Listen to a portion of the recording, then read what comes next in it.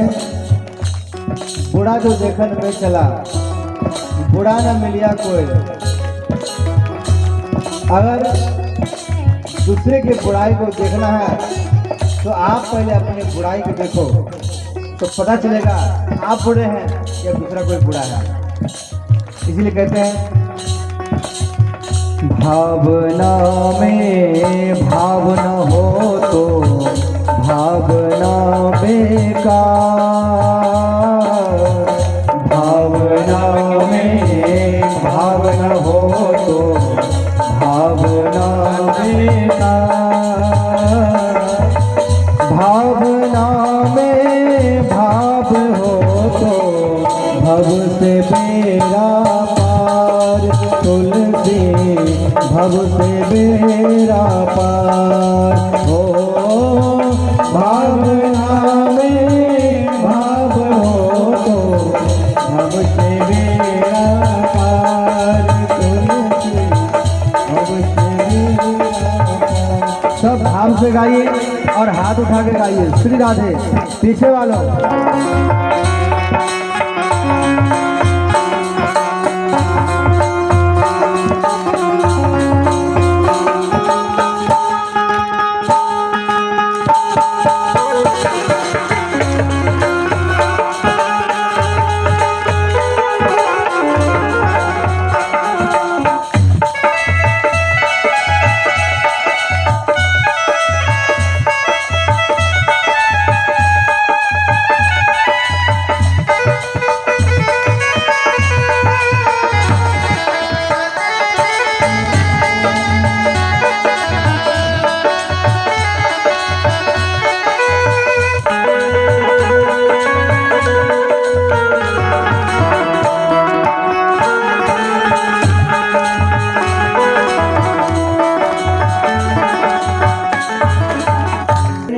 में नजदीक में निंदक नेरे राखिए आंगन।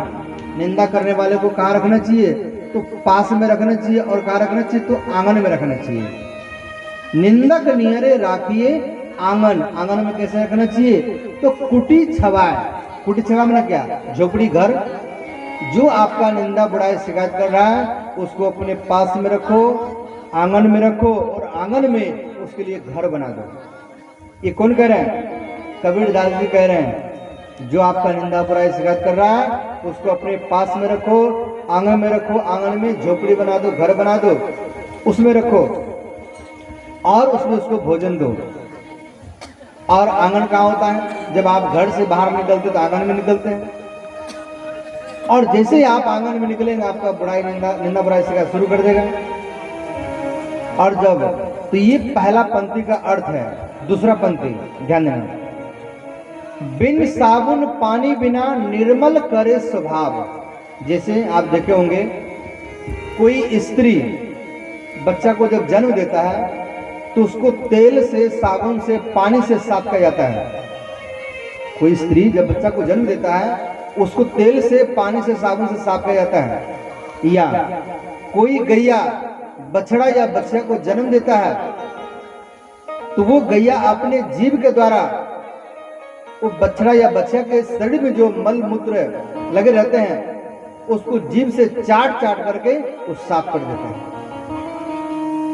याद रखना। उसी प्रकार अगर आपका कोई निंदा बुराई शिकायत कर रहा है, जीभ के द्वारा कर रहा है, तो समझ लेना वो अपने जीभ के द्वारा आपके निंदा बुराई शिकायत को चाट चाट करके वो समाप्ति कर रहा है। इसलिए घबराना नहीं है निंदा करने से। निंदा से व्यक्ति को घबराना नहीं चाहिए, प्रशंसा से व्यक्ति को घबराना चाहिए। निंदा आपको समाज में उठा देगा और प्रशंसा व्यक्ति को नीचे गिरा देता है। और समाज में जिसका प्रशंसा होता है उसी का समाज में निंदा भी होता है, और जिसका समाज में निंदा होता है उसी का समाज में फिर प्रशंसा भी होता है। इसीलिए निंदा से व्यक्ति को घबराना नहीं चाहिए। और आपको कैसा बना देगा? तो बिन साबुन पानी बिना निर्मल करे स्वभाव, आपकी आत्मा को निर्मल बना देगा। और भगवान भी कहते हैं निर्मल जन मन सो मोहि भावा, मोहि कपट छल छिद्र न भावा। तो ये कबीरदास जी का पंथा, इसका अर्थ था। उसके बाद में तो अंतिम में तो गोकर्ण महाराज ये दो पंक्ति सुनाए और आत्मदेव ब्राह्मण घर द्वार को छोड़ करके चले गए। और उसके बाद में फिर भगवान का भजन करते हुए भगवान को प्राप्त हुए। तो अब जो है घर में गोकर्ण महाराज भी पिताजी चले गए तो वो भी घर द्वार को छोड़कर चले गए। अब घर में बचा धुंधकारी और धुंधली, माँ और बेटा बचा। तो ये धुंधकारी जुआ खेलता था, चोरी करता था, मदिरा पीता था और ये माँ को पीटता था। ये धुंधकारी माँ को पीटता था सुरता। और जब ये जुआ खेलने के लिए जाता था, माँ के गहना जेवर को लेके जाता था तो माँ मना करती थी, बेटा ये क्यों ले जा रहे हो? तो माँ को पीटता था। और एक दिन क्या हुआ, ये हाथ पैर रस्सी से बांध करके माँ को कुआं में डाल दिया और इसका माँ का मृत्यु हो गया। अब केवल घर में धुंधकारी बचा। अब ये 5 वेश्याओं को घर में ला करके रखा और ये 5 वेश्याओं को चोरी करके खिलाना, जुआ खेल करके खिलाना। अब डेली ये 5 वेश्याएं के साथ में रहने लगे। तो ये 5 वेश्याएं मन में विचार किया, ये धुंधकारी हमें कब तक चोरी करके खिलाएगा और मान लो किसी दिन हम पकड़ा जाएंगे तो अंतिम में हमें भी इसके साथ में मरना पड़ेगा। तो अंतिम ये 5 वेश्याएं मैंने विचार किया, ये धुंधकारी आएगा, इसको मार करके हम लोग इसका सारा धन लेकर के चले जाएंगे। अंतिम में धुंधकारी आया मदिरा पी करके और ये 5 वेश्याएं धुंधकारी को हाथ पैर को बांध दिए और मुख में आग डाल दिया, जलता हुआ आग मुख में डाल दिया और धुंधकारी को तरपा तरपा करके 5 वेश्याएं मार दिया। धुंधकारी का मृत्यु हो गया और धुंधकारी मरने के बाद में प्रेत योनि में चला गया, भूत बन गया। अब ये 5 वेश्याएं सारा धन को लेकर के चले गए।